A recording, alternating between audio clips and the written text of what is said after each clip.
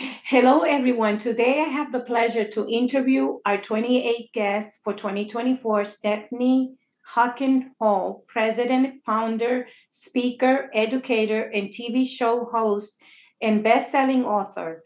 So Stephanie heads the Love Misunderstood Institute, and she's going to share her story and expertise as well as share words of encouragement with all the listeners. So, the topic for today is overcoming the hidden challenge of workplace bullying. So, we welcome Stephanie to Be an Encourager podcast. And, Stephanie, my first question to you is if you can share a little bit about your background, your own experience of being bullied, and also as the founder of Love Misunderstood Institute, can you share about the reason why you started the Institute? So I am well, she's already introduced me, so I won't repeat what she said, but the experiences for me, being bullied has mostly been in the workplace. However, I have experienced bullying in relationships as well as in church. And so, what happened to get me to start the Love Misunderstood Institute, the nonprofit organization, is because I experienced three bad job experiences in a row. And so, as a result of me experiencing those three bad job experiences in a row, I was wondering what the heck is going on. So then I just started praying and saying, Lord, what is going on? What do you want me to see? What is it you want to show me? What do I need to see to, not repeat bad job experiences, which is something that I hadn't experienced to the magnitude that I did then. I was fired from two jobs, and then I took on another job. A friend of mine offered me a position, and a temporary position, while they created a position for me. So I hadn't been getting fired from jobs, so I was like, okay. So I saw a little boy being interviewed by his mom was recording him. The video went viral. It was all over. It just went viral. I'll just stop there. So as a result of it going viral, it happened during the time of the third bad job experience, and the Lord said, "This is you and your experience. This is what you have been experiencing all this time. Now it's time to talk about it and educate yourself about it so you can help others." Thank you for sharing that. You're welcome. And I am very honored that you're present at this podcast, and we're going to be sharing this very. I believe it's a kind of new dynamic in workplace, or that is not spoken a lot about. So Right. the topic is overcoming the hidden challenges of workplace bullying. So before we start talking about this interesting topic, I'm going to share a definition of the workplace bullying, which is according to the Psychology Today. Workplace bullying is defined as malicious attempt to force a person out of the workplace through unjustified accusations, humiliation, general harassment, and emotional abuse or terror, and this may result in mental trauma, physical distress fostered by toxic culture that tolerates and at times propels the abuse. So, with that being said, can you share a little bit more about in detail of what constitutes workplace bullying? So workplace bullying can be taken in many forms. But at its core, it involves repeated harmful actions aimed at intimidating, degrading, humiliating an individual or a group. It's a pattern of behavior that creates a toxic work environment, making it difficult for the target to perform their job or even feel safe at work. Mhm. So, while workplace bullying may vary in its expression, it generally falls into a few key categories. So, those categories are verbal abuse, intimidation and threats, sabotaging work, Mhm. micromanaging or undermining, psychological manipulation, gaslighting. You may have heard people start talking about that in the past few years. Mhm. Humiliation in public settings. There's a power imbalance. with the bully. So those are just a few key things um, Hmm. to answer that question. Thank you for sharing that. And You're how can welcome. a person who's experiencing that workplace bullying know being bullied, or how can they identify those behaviors that constitute workplace bullying? So a person can they need to first they need to recognize what they're feeling, and that it's they're feeling as unsupported. So they need to a few key points. They need to acknowledge the situation, validate their feelings, Hmm. reach out for support, find a trusted coworker, seek external support, join support groups. Those are just a few. There are more, but Hmm. I do want to point this out. Documentation is so important. Yeah, so document, keep records. Who was there? What's the dates, the times, the specific incident? Those things are key. Um, and and when you're talking about those that are there, they're witnesses. Hmm. So you document all of that information, and then you save it. If it's emails or text messages, save the communication.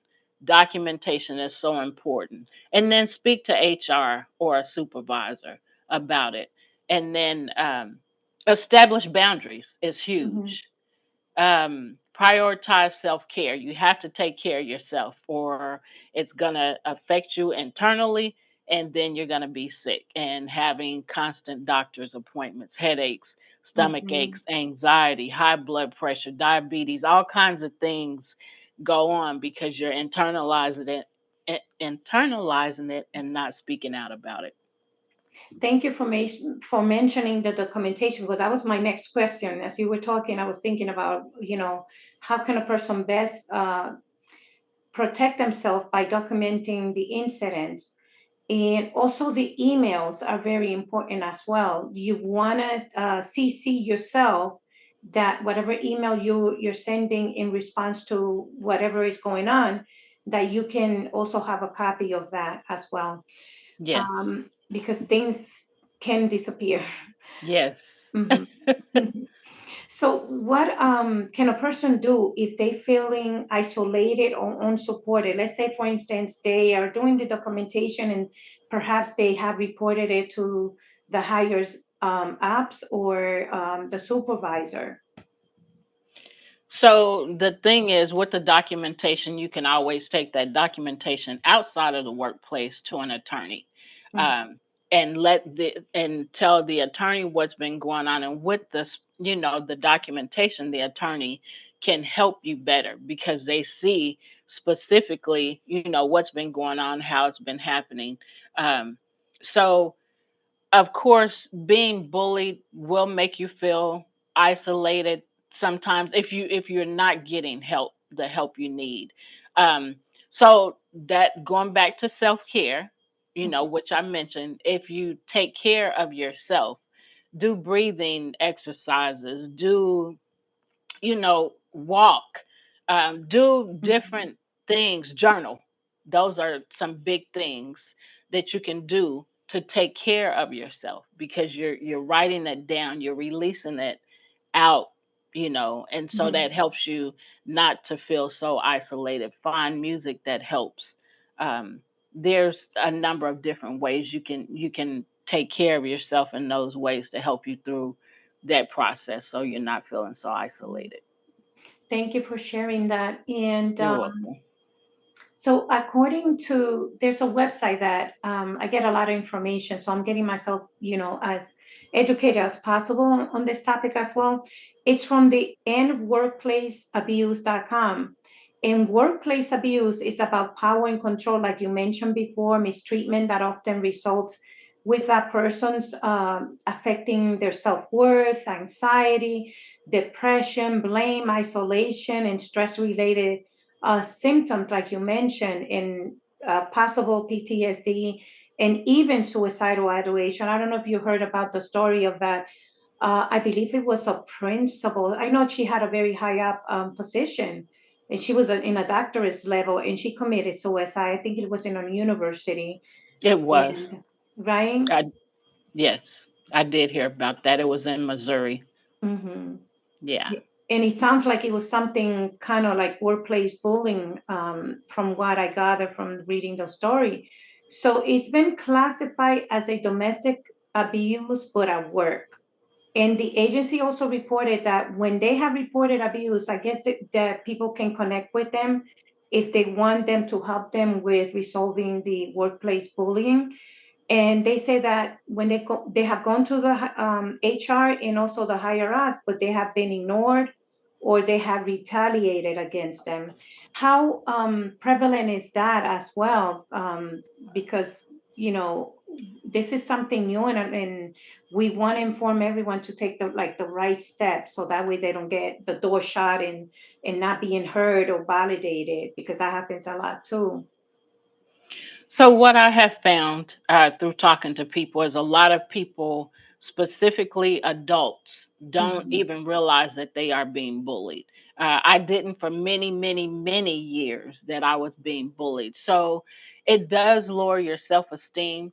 So you have to find ways to become confident, in yourself. The journaling helps, and the things that I just mentioned, without repeating those are just a few things will help build your self confidence. Affirmations, um, basically telling yourself, I am not what they say I am. I am this. I Hmm.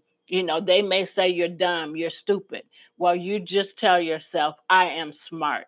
I am love. I am lovable. I am kind. I am nice. So, affirmations help build your confidence. And that's something that I lacked Hmm. when I was going through bullying a lot. And to answer the question about reporting it and getting retaliation, sometimes what I have found is that Hmm. people in supervisor positions, human resource, people in leadership positions, I'll put it that way, don't know how to respond or help. Not all of them at all, Hmm. not all of them. But sometimes they don't know how to help. They don't know how to respond to it because they've told me, I don't know what to do. I mean, yes, they come tell me about it, but I don't know what to do.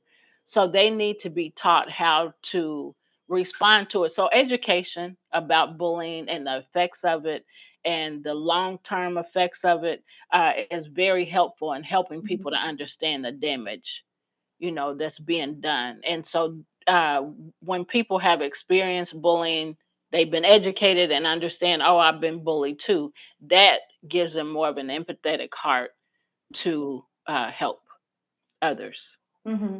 and not just back off and be like, I don't know how to help and not help. And then even when they're told that, the person came to me and retaliated against me, they still don't, sometimes they don't know how to respond, or just don't like to get involved, which Hmm. is damaging to the person experiencing bullying. I'm glad that you mentioned that. And sometimes they have to be careful, because sometimes the person that's doing the bullying can be, how you say, have that good relationship with the supervisor. So then the two witness that you might have thought you have one witness may not be the person that's going to defend you or protect you, because they're in the same, with the same position of the bullying. They're Yeah. allowing the bullying to happen. Yes. So, what happens to an agency or company that retaliates against the victim who has made a report, file, or a complaint to HR? Is there any consequences or repercussions or anything like that? It can be, especially if you have to get legal, get an attorney, because the words are Hmm. not coming. If you have to get an attorney, that will help, the victim, of course, but it will also like be a warning to the Hmm. organization, you know, to you better do something about this, because if you don't, you're going to be facing lawsuits a lot more. I hope that answered the question. Yeah, no, it does. It does. So, what can a victim do to protect themselves against any additional created toxic work environment after they file the report?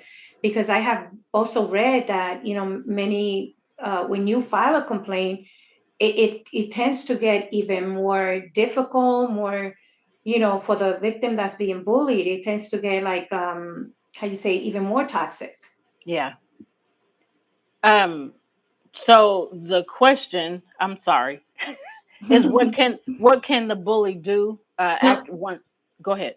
actually, what can the victim do if the workplace becomes more toxic after they file the complaint? You know how sometimes a person files a complaint and instead of getting support from HR or the higher ups, they're going to have more pressure at it, or more, create a even worse environment that they originally, had, to make it more difficult on the victim. What can they So do to protect themselves? so what you can do to protect yourself is, and I just have to keep repeating it, keep Mm-hmm. documentation. You can always call the police and make a report. Um, that is more documentation. Um, and take care of yourself. I cannot express that Mm-hmm. enough. You have to find ways to take care of yourself and to deal with it. Last resort, and by you like doing affirmations and all that, that gives you the courage to speak up for yourself. It took me many years to learn that. But if you do that, it Mm-hmm. gives you courage, and then you're able to speak up for yourself and to create those boundaries. Boundaries are very important. Create boundaries, and of course, the bully will say, "Oh, they're crazy." But they didn't think about that while they were doing all the things to you that they were, and how long, you know, it lasted. But now Mm-hmm. you're responding and you're crazy, you Mm-hmm. know. So, documentation, find ways to encourage yourself. And I have to keep repeating that, encourage yourself, because it's going to build your self confidence. And then you're going to be able to stand up for yourself, and just let them know, no, that's not the way you're going to keep treating me. So, a bully is always shocked when you stand up to them. It makes them angry, but so what? You got Yes. to speak up for yourself and create those boundaries. That's so important. Mm-hmm. And I'm glad that you mentioned that, yes, they can get labeled as crazy, jaded, or Yep. burnt out. They Yep. will try to blame it on that person's been here too long, that person is, being paranoid, or Yep. they're just burnt out. But it's not Yeah. that, it's like the toxic things that are going on that is making that person react in that manner. So many employees experience that fear of retaliation, of having that negative consequences, um, if they report. And that's why they sometimes don't report, those incidents. Yes. And like you mentioned, that they have to document that. That's like the number one thing that they have to. Yes.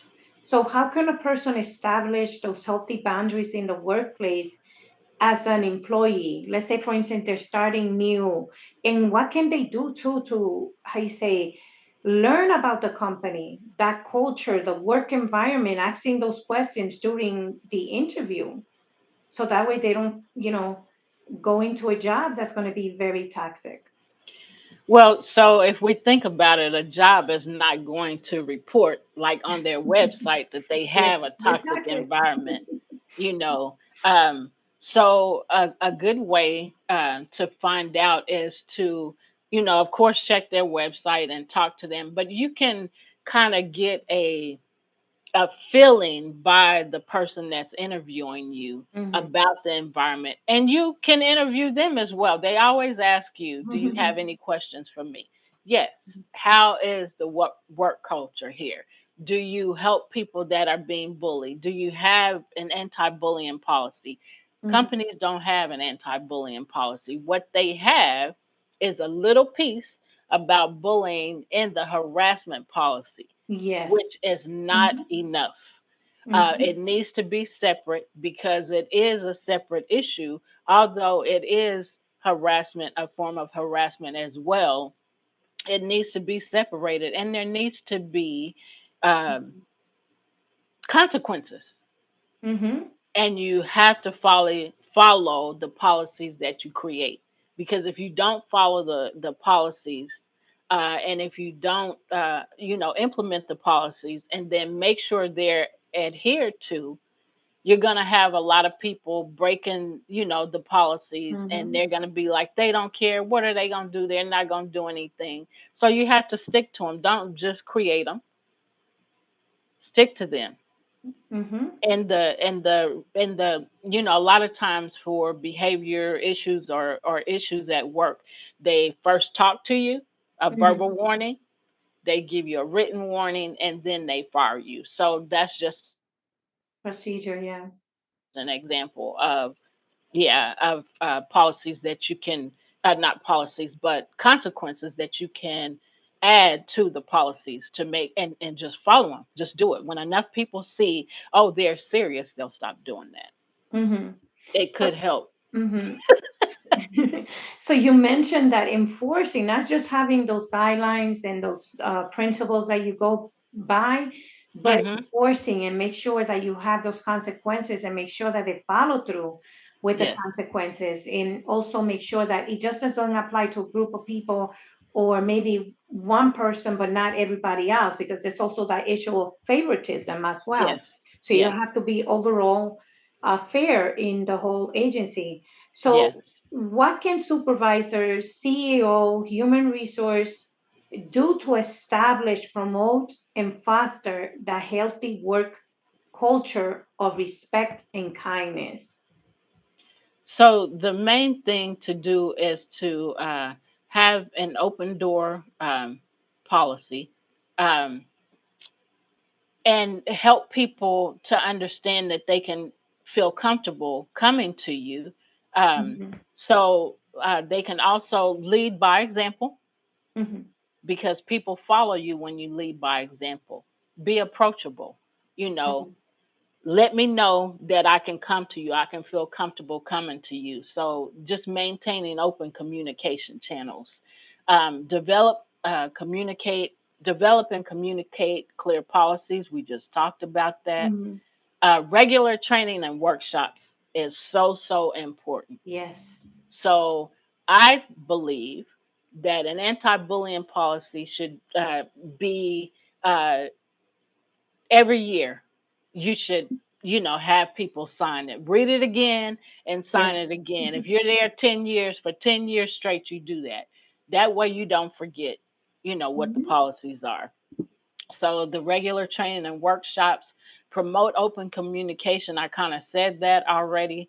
Recognize and reward positive behavior. So uh, mhm, when you do that, then the people want to celebrate. Celebrate your mhm, team, celebrate their achievements, and they want to do better because you're celebrating them and you're recognizing them, and they want to be people want to be recognized and mhm, acknowledged, in the workplace for doing a good job.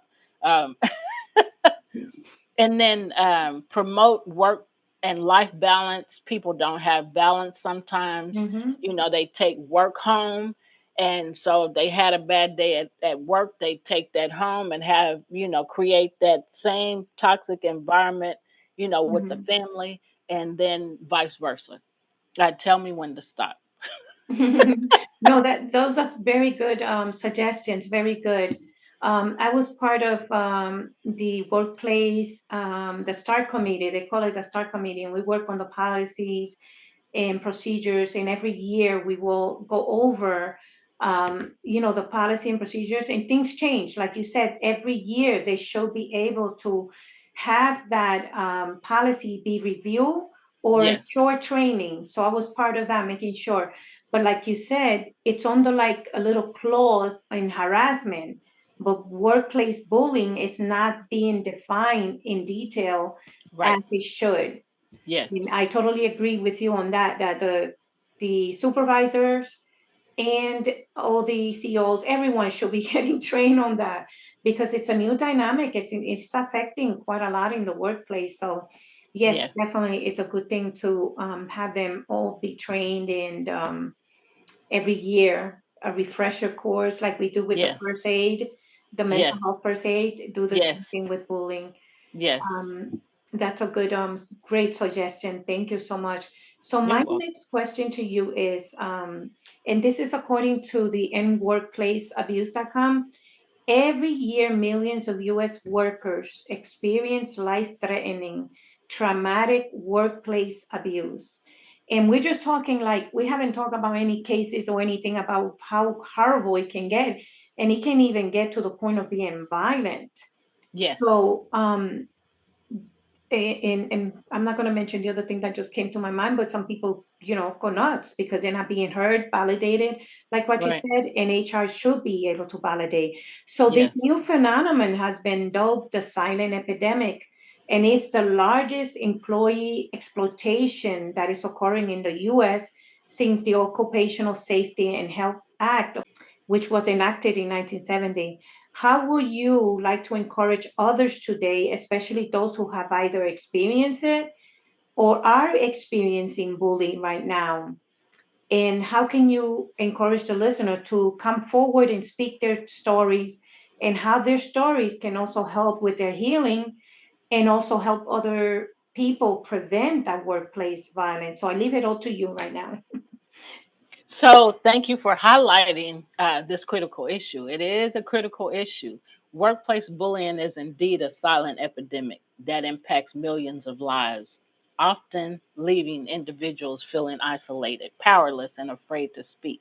Mhm. So, to those who are currently experiencing or who have experienced workplace bullying, I want to encourage you to know this: you are not alone. Many people have experienced bullying in the workplace.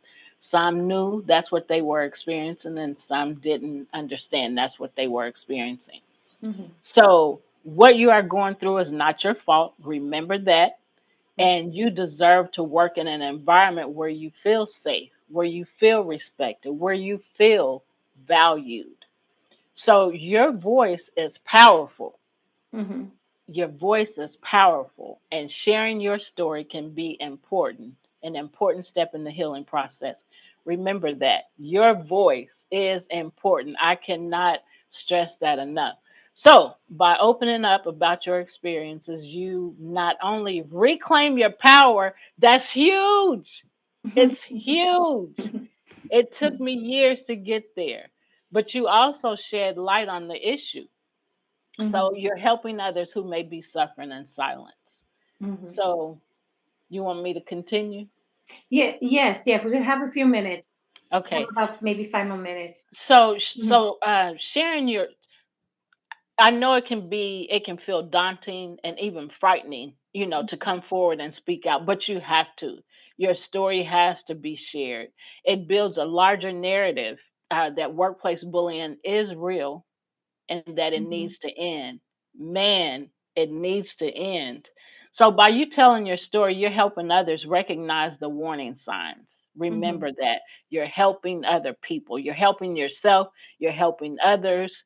Um, it's hard for me to see people hurting and Mhm. not be able to help them. So, I can speak up for somebody else faster than I can speak up for myself because I hate to see people hurting. So, um, when you tell your story, you're helping them recognize the warning signs, you're giving them the strength to seek help, and inspiring Mhm. organizations to take the issue seriously. It must be taken seriously in order to save lives. Um, and so, your courage becomes a lifeline to those you may still be afraid to speak, who may still be afraid to speak up. So, remember, sharing your story helps you heal. It Mhm. allows you to process what happened, confront it, and move forward with strength and resilience. And for others, hearing stories of survival and recovery fosters hope. I Mhm. have some hope. I'm not the only one experienced this. Other people have experienced it too. They made it through. I can make it through. So it gives them hope, and help them believe that they can make it through too. Um, so they can see that there's a path forward and that healing is possible and that their voice matters too. That's important. Thank you for sharing that great words of encouragement. And you mentioned some very important points that their story is important. Their voicing their story is important because it's going to help other people get that courage to follow through and also prevent any further bullying in the workplace, because they're going to evaluate, okay, her story, what can we learn from this story, or what did we do right, what did we do wrong, and Yep. enforce some policies as a result of different story, because they're going to start pinpointing. It's like putting little pins, this person went through this is happening in this place, and so on, and putting the pieces together and implementing policies and procedure. So I thank you for sharing that. So You're we welcome. thank you, Stephanie, for being our guest during this podcast and sharing this and very important information. And I'm sure that it's going to be so helpful to many people, whether it's the first time that they hear it, or if they're going through this, it's going to motivate them to do the right thing and move forward and follow through with their stories and getting the help that they need. And Yes. self-care.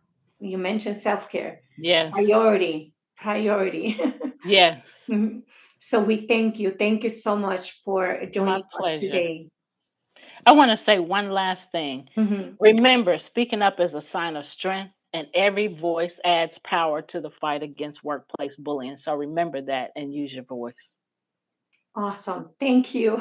You're welcome. Thank you. Awesome words. Thank you.